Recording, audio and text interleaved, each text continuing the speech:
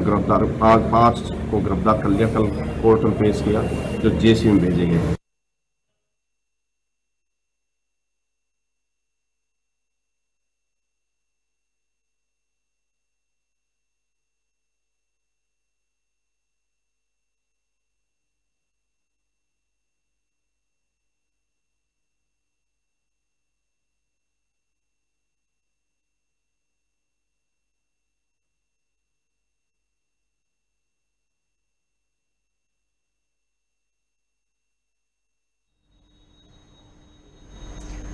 राजस्थान सरकार द्वारा रामदेवरा मेले पर कोरोना संक्रमण के चलते रोक लगाने के बाद रामदेवर मंदिर में महाआरती के समय मंदिर के बाहर चारों तरफ पुलिस का सख्त पहरा रहा और मंदिर में दर्शन करने आ रहे श्रद्धालुओं को मंदिर में बिना दर्शन किए वापस लौटा दिया गया। वहीं श्रद्धालुओं को भी बाहर से ही भगवान को हाथ जोड़कर वापस मायूस होकर जाना पड़ा। यहां तक कोरोना की तीसरी लहर को देखते हुए जोधपुर पुलिस एमपी, गुजरात, हरियाणा से पैदल चलकर व जो वाहन पर रामदेवरा मंदिर जा रहे लोगों को समझाने में जुटे। वहीं जगह जगह पुलिस के जवानों ने चेक पॉइंट लगाए, जहां रामदेवरा जा रहे लोगों को रोककर समझाया जा रहा है और उन्हें बताया जा रहा है कि कोरोना की तीसरी लहर कभी भी आ सकती है और संक्रमण से बचने के लिए सरकार ने मेले पर रोक लगा रखी है।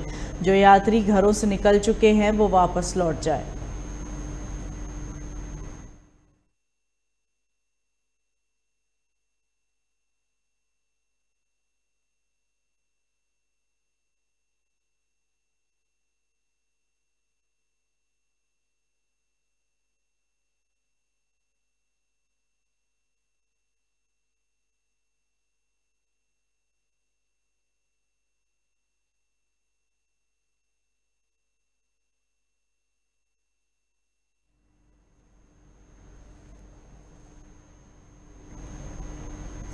राजस्थान बयाना पंचायत समिति उपाध्याय के चुनाव संपन्न हुए।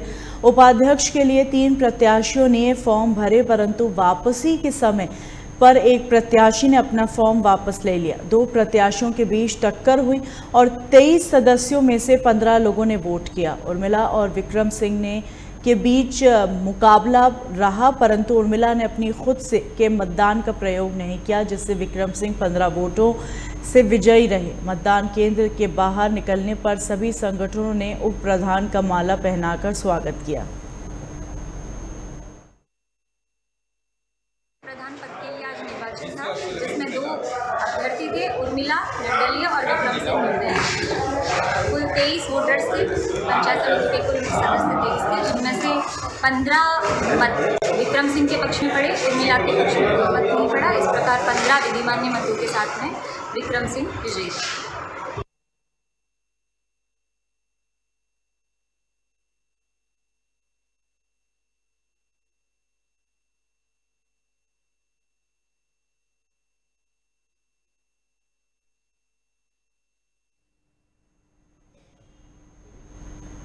प्रेमी व प्रेमिका को कोर्ट के आदेश के बाद घर छोड़ने जाते समय थाना प्रभारी व टीम पर लड़की के भाई के द्वारा हमला किया गया, जिसके बाद पुलिस ने अलग अलग धाराओं में मामला दर्ज कर लिया।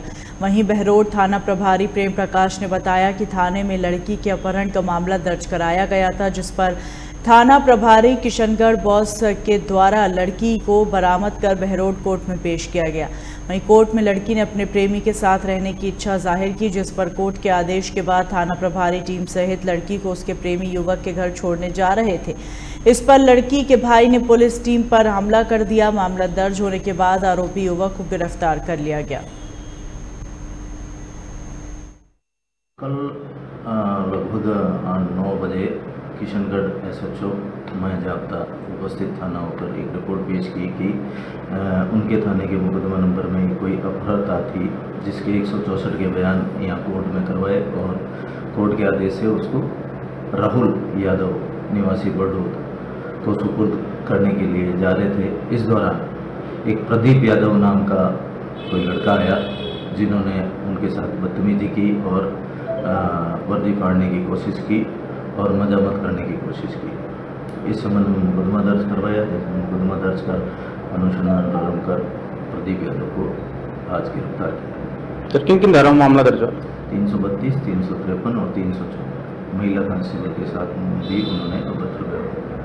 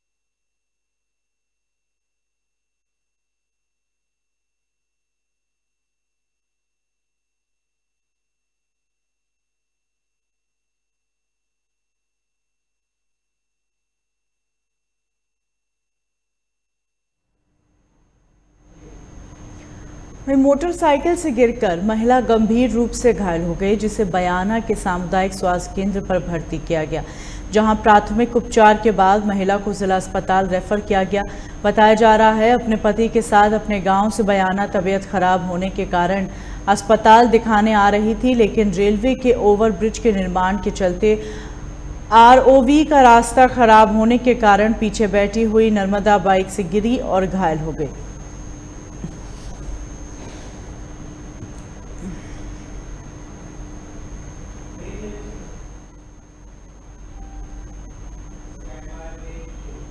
रुकेंगे ब्रेक के लिए। ब्रेक के उस पार खबरों का सिलसिला जारी रहेगा।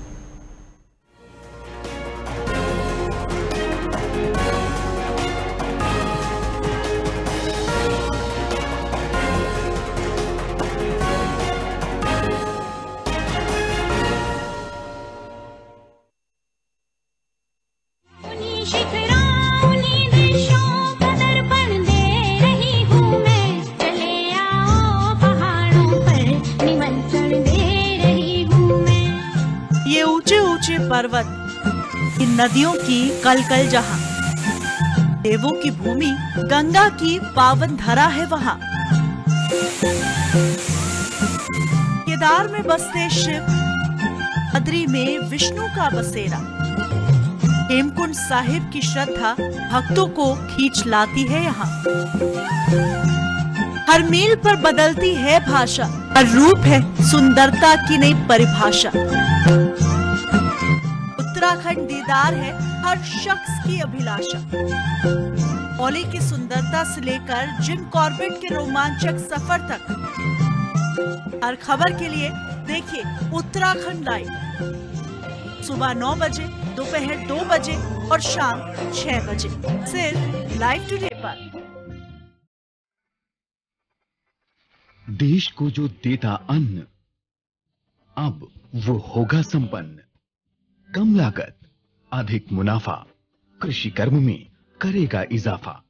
खेती किसानी या पशुपालन में वृद्धि, किसान की मेहनत में दिलाएगी सिद्धि। उन्नत तरीके, विशेषज्ञों का साथ, देगा किसान को मजबूत आत्मविश्वास। किसान की हर समस्या का एक कॉल पर होगा समाधान। देखिए खेती किसानी सोमवार से शुक्रवार शाम 5:30 बजे और सुबह 5:30 बजे, सिर्फ लाइव टुडे पर।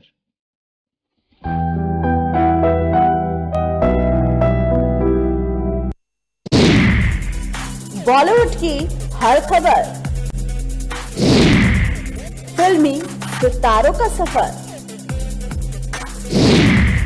कंट्रोवर्सी से लेकर गॉसिप तक, लिंकअप से लेकर ब्रेकअप तक, देखिए हर हलचल बॉली तड़का में, हर रोज दोपहर 12:30 बजे, सिर्फ लाइव टुडे पर।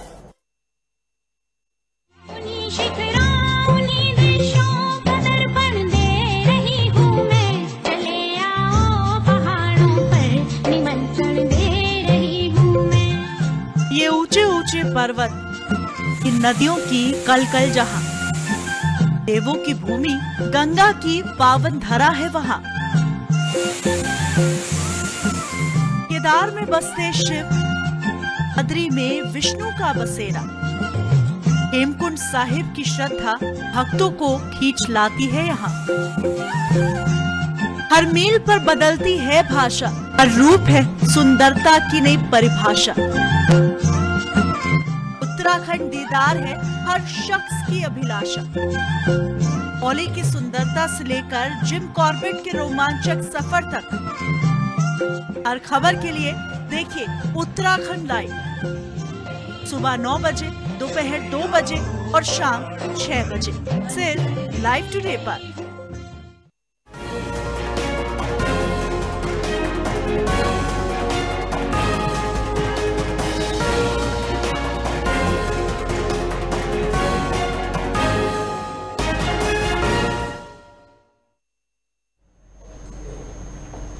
ब्रेक के बाद स्वागत है आपका। रुक करते हैं छत्तीसगढ़ की खबरों की तरफ। जगदलपुर शहर में नाबालिग बच्ची से दुष्कर्म कर फरार आरोपी को गिरफ्तार करने में बस्तर पुलिस को सफलता मिली। बता दें कि नाबालिग के साथ जयमंगल मंडल नाम के व्यक्ति ने दुष्कर्म किया। वहीं मामले की गंभीरता को देखते हुए वरिष्ठ पुलिस अधीक्षक और अति पुलिस अधीक्षक के मार्गदर्शन में नगर पुलिस अधीक्षक हेमसागर सिदार के पर्यवेक्षण में निरीक्षण एमएन साहू के नेतृत्व में टीम गठित कर रवाना की गई। टीम से पता चला कि आरोपी जयमंगल मंडल पिता गोपाल मंडल जगदलपुर को घेराबंदी कर पकड़ा गया, जिससे पूछताछ करने पर उसने अपराध स्वीकार किया। थाना सिटी कोतवाली जगदलपुर क्षेत्र का है, जहां आज सूचना प्राप्त हुआ था कि इस मामले की जो पीड़िता है, नाबालिग पीड़िता, उसके साथ इस मामले के जो आरोपी हैं उनके द्वारा जो है जबरन जो है दुष्कर्म किया गया है। और इस मामले में पीड़िता के रिपोर्ट पर आरोपी जयमंगल मंडल के विरुद्ध में थाना कोतवाली में धारा 376 आईपीसी और 4 पॉक्सो एक्ट के तहत आपराधिक प्रकरण पंजीबद्ध किया गया है। और इस मामले में आरोपी की पहचान कार्रवाई कर जो है उसे गिरफ्तार आज किया गया है। पूछताछ पर अपना नाम जयमंगल मंडल निवासी नया मुंडा का होना बताया गया और पूछताछ करने पर इसके द्वारा अपराध घटित करना स्वीकार कर लिया गया है। मामले में आरोपी को गिरफ्तार कर न्यायिक रिमांड पर न्यायालय रवाना किया जा रहा है। फिलहाल मामला थाना कोतवाली के अंतर्गत विवेचनाधीन।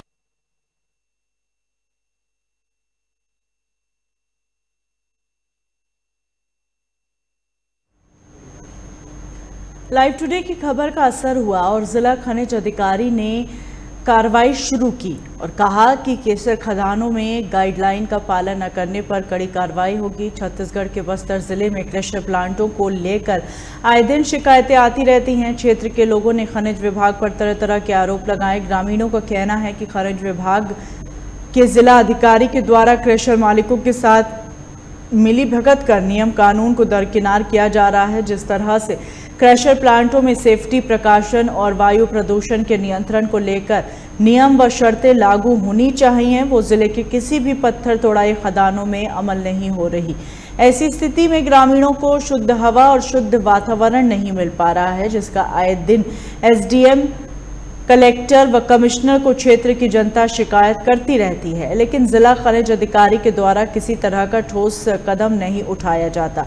वहीं सीमित हॉल के साथ ब्लास्टिंग होने के स्थान पर और सीमित व अवैध ब्लास्टिंग की लाइव टुडे न्यूज में खबर चलाने के बाद जिला खनिज अधिकारी हेमंत चेरपा ने जल्द कार्रवाई करने की बात कही।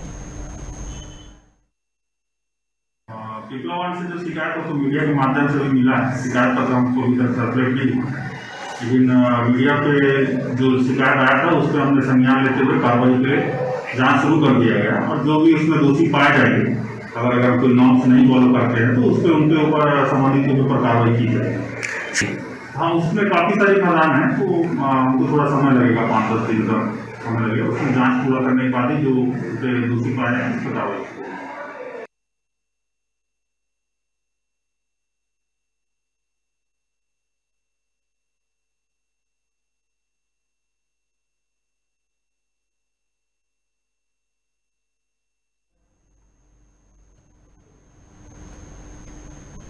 छत्तीसगढ़ हस्तशिल्प विकास बोर्ड के अध्यक्ष और नारायणपुर विधायक चंदन कश्यप ने मातागुड़ी मरम्मत कार्य और ग्राम पंचायत घोटिया में 300 मीटर सड़क का भूमि पूजन किया। वहीं विधायक चंदन कश्यप ने कहा कि छत्तीसगढ़ की कांग्रेस सरकार बहुत से जन कल्याणकारी योजनाएं चला रही है, जिसका लाभ संपूर्ण छत्तीसगढ़ वासियों को मिल रहा है। वहीं सरकार किसानों की सरकार है, जिससे किसानों का कर्ज माफ किया और धान का समर्थन मूल्य 2500 दे रही है। वहीं महिला सहायता समूहों को संबोधित करते हुए कहा कि छत्तीसगढ़ के मुख्यमंत्री भूपेश बघेल ने महिला सहायता समूहों को 12 करोड़ 77 लाख रुपए का ऋण माफ करने की घोषणा की है।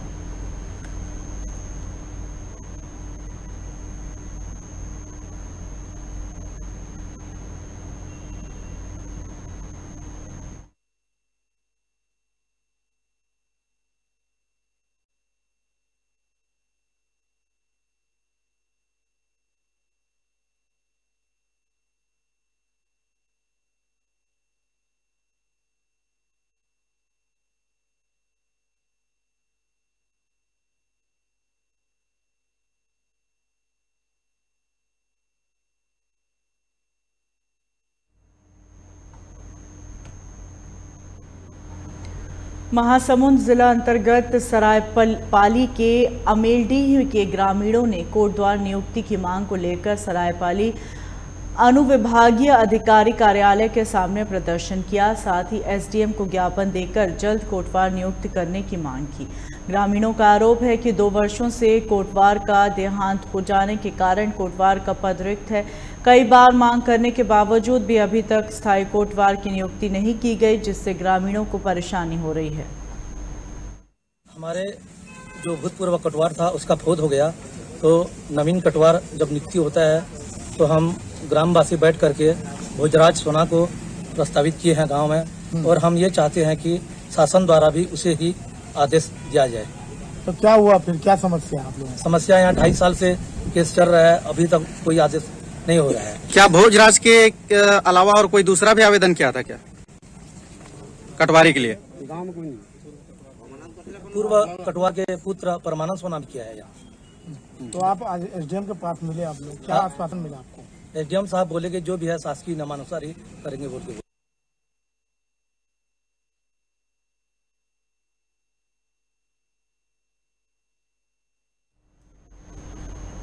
छत्तीसगढ़ के मंगोली में साक्षरता मिशन कार्यक्रम के अंतर्गत विगत 10 वर्षों से अल्प मानदेय 2000 में कार्य करने वाले कर्मचारी को 31 मार्च 2018 को बेरोजगार कर दिया गया था। कांग्रेस की घोषणा पत्र और टीएस बाबा द्वारा लिखित आश्वासन दिया गया कि सरकार बनने के बाद नियमित रोजगार के लिए और किसी भी विभाग में समायोजित किया जाएगा, लेकिन 3 वर्ष बीत जाने के बाद भी केवल आश्वासन दिया जा रहा है और अब सरकार इस पर रोक लगाने की बात कर रही है।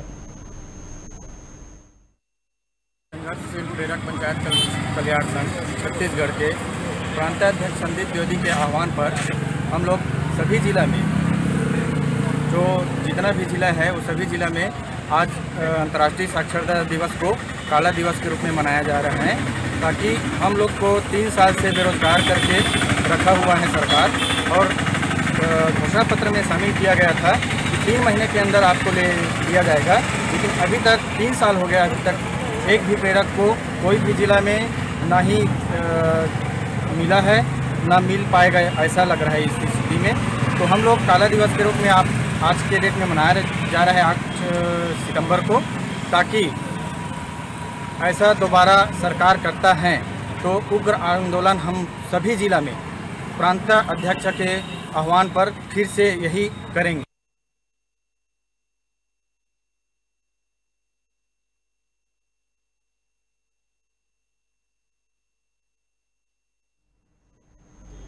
छत्तीसगढ़ के अखिल भारतीय विद्यार्थी परिषद इकाई पंखाजूर के कार्यकर्ताओं द्वारा पंखाजूर महाविद्यालय में प्रथम वर्ष में बीए, बीएससी, बीकॉम विषय में 50-50 सीट की वृद्धि की जाए, इसे लेकर कुलपति के नाम प्रधानाचार्य को ज्ञापन दिया गया, जिसमें विद्यार्थी परिषद की मांगे हैं कि पंखाजूर एक बड़ा क्षेत्र है, यहाँ पढ़ने वाले विद्यार्थियों की संख्या भी अधिक है, लेकिन वीर गेम सिंह महाविद्यालय पंखाजूर क्षेत्र का एकमात्र महाविद्यालय है जहाँ क्षेत्र के कई गांव के विद्यार्थी पढ़ने के लिए आते हैं, लेकिन महाविद्यालय में सीट की कमी के कारण छात्र अपने नियमित प्रवेश महाविद्यालय में नहीं करा पाते।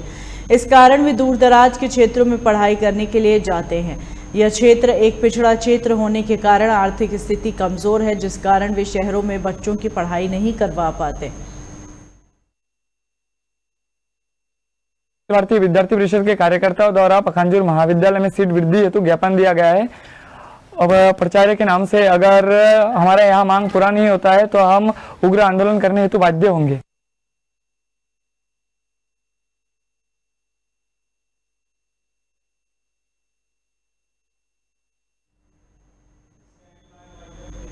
इन्हीं खबरों के साथ बुलेटिन में फिलहाल इतना ही। दीजिए इजाजत।